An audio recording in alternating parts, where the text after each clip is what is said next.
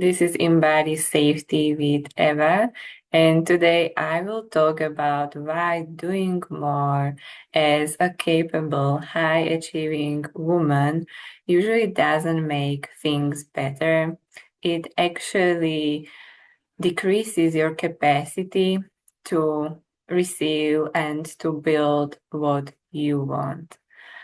Because many capable women, they don't have problem with getting things done. Usually their blind spot is noticing when they are caring or doing too much.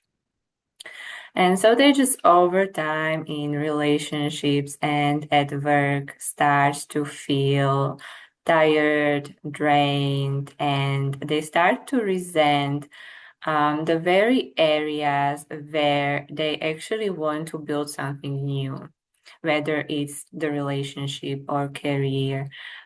Their system simply feels overwhelmed and like they have to sacrifice something in order to get what they want. So they slowly tend to settle for as good as it gets instead of creating what they want.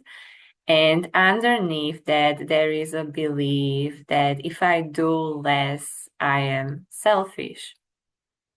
So today we are going to look at that pattern and how by somatically interrupting your system when you are taking on too much responsibility and carrying also responsibility that was never yours, how it actually creates space in your system and also space to receive more of what you want, which is usually mutual relationships and career that feels fulfilling and supportive and sustainable at the same time. So a lot of capable women, when we start working with this pattern and we slow down their system, they notice that they are usually available all the time in their relationships and at work.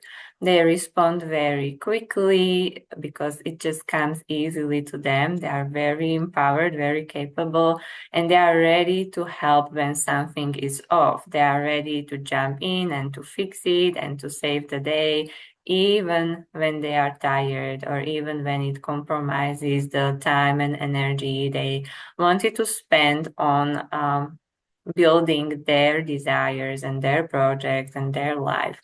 So over time, this starts to feel normal because also a lot of capable women were already brought up to believe that being a good person means being easy to reach, being always available, being the one who adapts and pulls others along, and also being the one who holds things together. So this can look very ordinary. At work, it can look like someone else drops the ball and then you step in to fix the mistake, to clean it up, to rewrite their part, and no one even notices that there was an issue.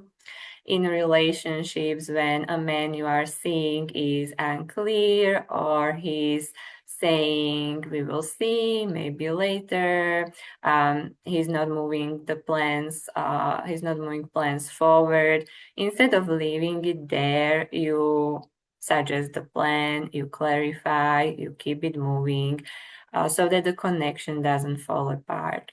When someone starts venting to you and you already see where it's going, you help, you give suggestions, you give perspectives, even though your body might be feeling really tired on the day. And you don't even think about it as doing something extra. It just feels like, of course, I should do that. I am capable. I have the answers. Why not? But underneath that, there is actually a pattern holding that momentum that pulls you forward and pulls you out of your life and into everyone else's life. So that pattern that is holding it together sounds like if I carry others, things stay okay. And that didn't come from nowhere. If you grew up around emotional unpredictability or people who didn't hold themselves, who didn't take on their own responsibility, your system had to find stability somehow. And it did it by becoming more aware, more capable, more responsible, and more in tune with your environment. And in adulthood, this shows up as you being highly capable, emotionally intelligent, and self sufficient. But your expectations when it comes to relationships and how supported and fulfilled you get to be in your career stayed very low. And slowly, without noticing, those two areas became ties to self abandonment because, again, there is this belief if I don't carry others, I am selfish. So, for most women, when they don't step in, when you don't fix and help or explain, it feels wrong at first. It feels like you are leaving others behind. There is guilt. You feel like you are being too cold or too distant, even when it's exactly what your body needs. Because if you want mutual relationships and not just success, but work that feels fulfilling and doesn't drain you, that requires a different way of relating that starts by noticing the moments where you override your system. And it can look like you are about to say yes, but you pause and you notice that you feel tired, or you are about to step in, but then notice that no one actually asked you to. And instead of automatically moving forward, you stay with yourself and you check in.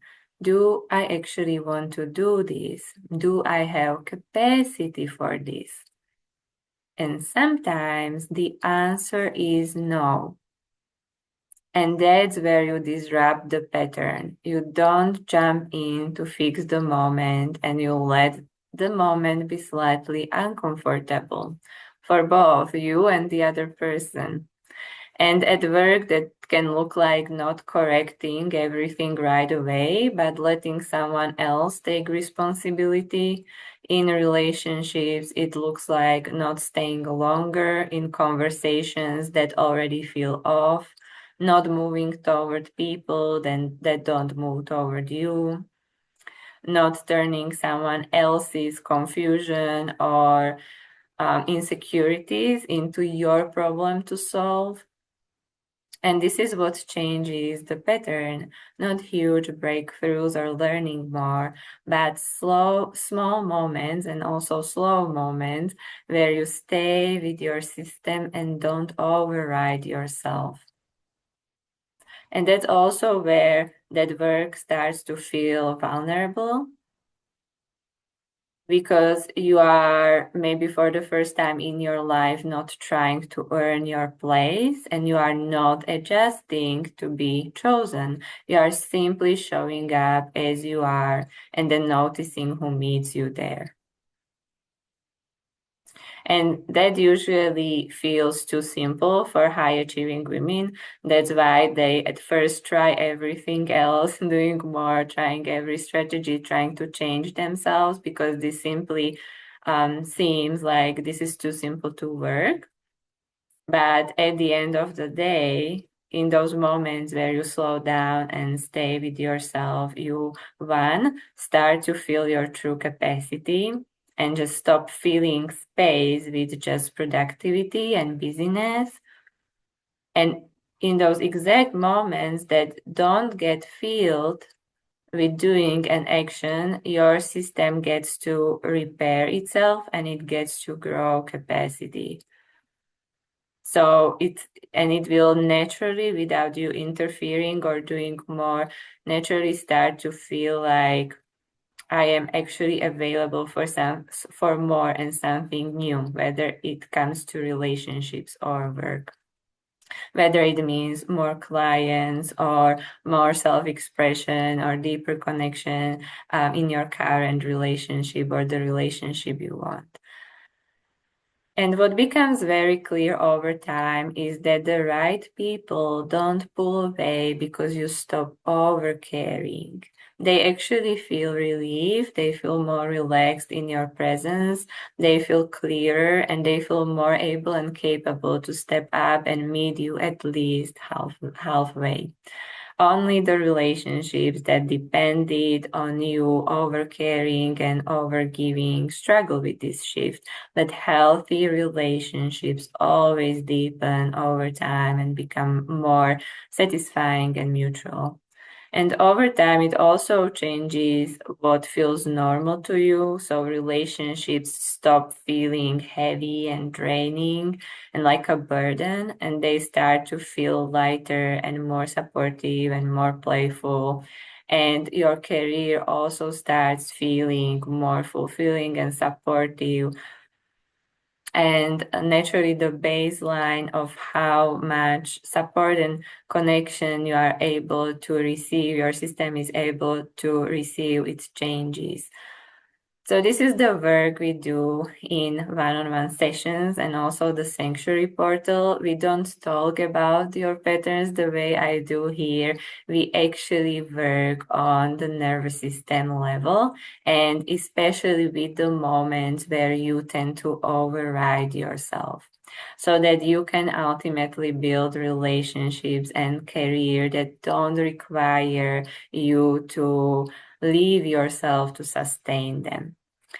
So as always, my offers are linked below, and I appreciate you being here today.